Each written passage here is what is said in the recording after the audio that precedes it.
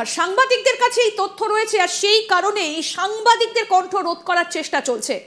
যে গোষ্ঠীর কথা বলছেন আমাদের সঙ্গে আত্মগোপন করে থাকা এক সাংবাদিক শাহিদুল হাসান খোকন, তার কাছ থেকেই জানবো কারা রয়েছেন এই দলে। আপনার কাছ থেকে এবার যেটা জানতে চাইবো যে কারা রয়েছেন এই দলে, তারা কারা, কোথা থেকে চালনা করছেন, তাদের সম্পর্কে কি আপডেট উঠে আসছে? দেখুন, আমি এই ব্যাপারটি বলছি যে আমাদের যিনি এই মুহূর্তে প্রধান উপদেষ্টার দায়িত্ব পালন করছেন বাংলাদেশে, ডক্টর ইউনূস, তিনি জাতিসংঘের একটি অনুষ্ঠানে, সেটি হিলারি ফাউন্ডেশনের একটি অনুষ্ঠানে, তিনি একজনকে পরিচয় করিয়ে দিলেন বাংলাদেশের ছাত্র আন্দোলনের মাস্টার মাইন্ডার। ওনার নাম মাহফুজ আলম।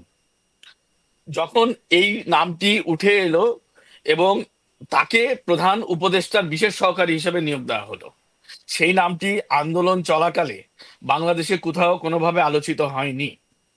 সরকার গঠনের পর যখন আমরা এই নামটি জানতে পারলাম, তার ব্যাপারে খোঁজখবর নিয়ে যেটি জানা গেল, তিনি বাংলাদেশে শুধু নয়, বিশ্বের বিভিন্ন দেশে নিষিদ্ধ ঘোষিত যে জঙ্গিবাদী সংগঠন হিজবুত তাহরির, সেই সংগঠনটির একজন নেতা।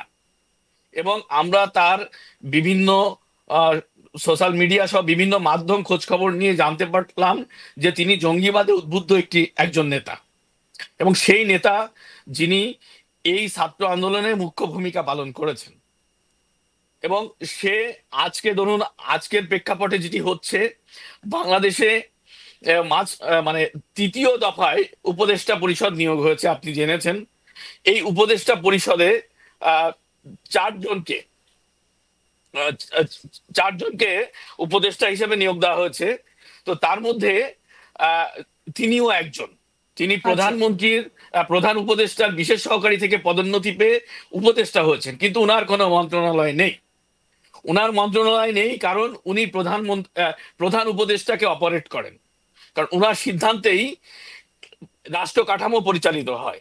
তার প্রমাণ হচ্ছে, যেদিন এই উপদেষ্টা পরিষদের শপথ গ্রহণ হয়, সেদিন এই ছাত্র জনতা আন্দোলন যেটি বলা হচ্ছে, তার প্রধান স্টক হোল্ডার হচ্ছে ছাত্র বৈষম্য বিরোধী ছাত্র আন্দোলন। সেই আন্দোলনের দুজন নেতা, একজন সার্জিস আলম, একজন হাসনাত আব্দুল্লাহ, তারা তাদের ফেসবুক স্ট্যাটাসে বলেছে যে কিভাবে কোথা থেকে সরকার নিয়ন্ত্রিত হচ্ছে, কিভাবে উপদেষ্টা পরিষদ নিয়োগ হচ্ছে আমরা জানি না। তাহলে প্রধান স্টক হোল্ডার জানেন না কিভাবে সরকারে নতুন সদস্য অন্তর্ভুক্ত হচ্ছে এবং কারা কিভাবে করছে। তার মানে সরকারের মধ্যে আরেকটি সরকার কাজ করছে। আমরা যে সরকারটিকে দেখছি, যেটিকে সামনে পাপেট সরকার হিসেবে, আমি বলি সাবানা সরকার হিসেবে সামনে পেশ করা হচ্ছে, সেই সরকারটি আসলে প্রকৃত সরকার নয়। তার পিছনে যে সরকারটি মাহফুজ আলমরা পরিচালনা করছে, সেটি হচ্ছে প্রকৃত সরকার। কিন্তু একজন নোবেল জয়ী অর্থনীতিবিদ, যিনি নোবেল জয়ী একজন ব্যক্তি, তিনি এটা কি করে মেনে নিচ্ছেন? দেখুন, ওনার বয়স ৮৬ বছর। আপনি জানেন যে একটি দুর্নীতি মামলায় ওনার বাংলাদেশের আদালতে বিচার প্রক্রিয়া চলছিল এবং সেটি একদম রায়ের শেষ পর্যায়ে। সেই পর্যায় থেকে উনি কোনোভাবেই শেখ হাসিনা পক্ষীয় বা বাংলাদেশের পক্ষে ওনার অবস্থান কখনো ছিল না। উনি ছাত্র আন্দোলনের এই সুযোগটি কাজে লাগিয়ে বাংলাদেশের উপদেষ্টা পরিষদে আসীন হয়েছেন।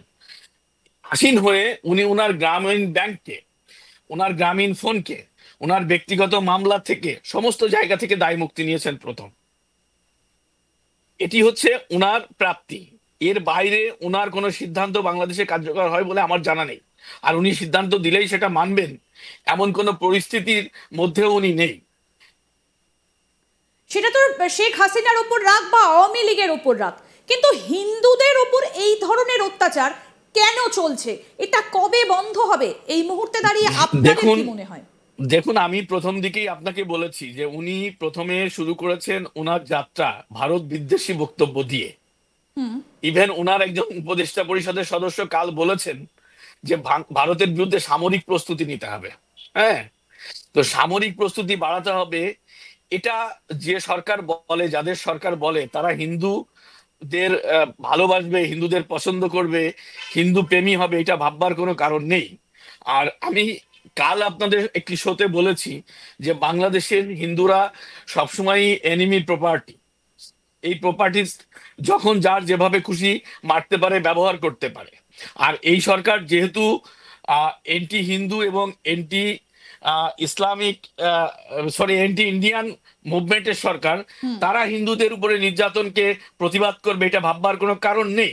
আপনি একটা পয়েন্ট দেখুন, আমি এখানে একটা জিনিস বলতে চাই আপনাকে, যে বাংলাদেশে এই ছাত্র আন্দোলন চলাকালে 71-এর স্বীকৃত যুদ্ধ অপরাধী রাজনৈতিক দল জামাতে ইসলাম এবং তার অঙ্গ সংগঠন ছাত্র শিবিরকে নিষিদ্ধ করা হয়েছিল।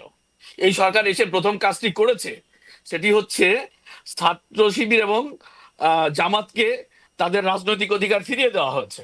শুধু তাই নয়, আপনি দেখুন যে তাদেরকে এখন সর্বত্র জায়গায়, আমাদের মনে হচ্ছে বাংলাদেশের এই প্রেক্ষাপটে যে বাংলাদেশে এখন রাষ্ট্র ক্ষমতায় আসীন হয়েছেন জামাত ইসলাম, কারণ তাদের বিভিন্ন সেক্টরে বিভিন্ন জায়গায় তাদের লোকজন বসছেন এবং তাদের অঙ্গ হেলনিতে সেই সব প্রশাসন চলছে।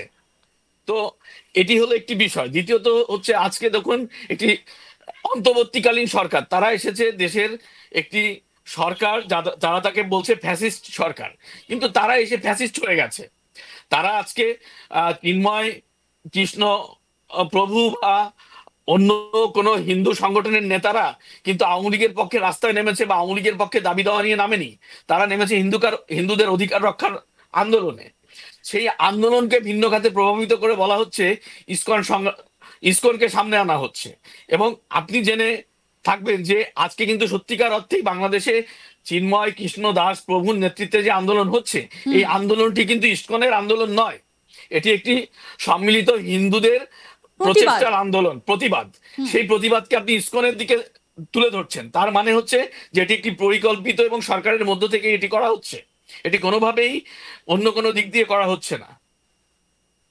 কিন্তু এই যে এই সংগঠন যারা চালাচ্ছে এই 19 সরকারকে পাপেটে পরিণত করেছে কার্যত, এই দলে কারা কারা রয়েছেন? তারা কি সবাই হাসিনা বিরোধী শুধুমাত্র, নাকি হিন্দু বিরোধী, নাকি ভারত বিরোধী? দেখুন, বাংলাদেশে এখন যারা রাষ্ট্র ক্ষমতায় আসীন আছেন এবং যারা তাদের এই রাষ্ট্র ক্ষমতার অংশীদারিত্ব পেয়েছেন, সুযোগ সুবিধা নিচ্ছেন, এদের মধ্যে কেউ প্রো ইন্ডিয়া বা প্রো হিন্দু নেই। প্রো হাসিনা তো প্রশ্নই আসে না। হাসিনার বিরুদ্ধে কনস্পিরেসি করেই তো তারা ক্ষমতায় এসেছে। সুতরাং এই সরকার তিনটে দিক লক্ষ্য করবেন বাংলাদেশের, এই মানে আপনি একটু লক্ষ্য করলেই পেয়ে যাবেন যে বাংলাদেশের তিনটা দিক এই সরকার এখন দেখছেন। একটা হচ্ছে যে প্রধান দুটি রাজনৈতিক দল বাংলাদেশে আওয়ামী লীগের বাইরে, একটা হচ্ছে বিএনপি আর একটা হচ্ছে জামাত, তাদেরকে সর্বপ্রকার সুযোগ সুবিধা প্রদান করা হচ্ছে। তাদের মাথায় হাত রেখে মূলত বাংলাদেশের জঙ্গি তৎপরতাকে তারা কায়েম করছে। এই জঙ্গি দলে কারা রয়েছেন? যারা আপনি যেটা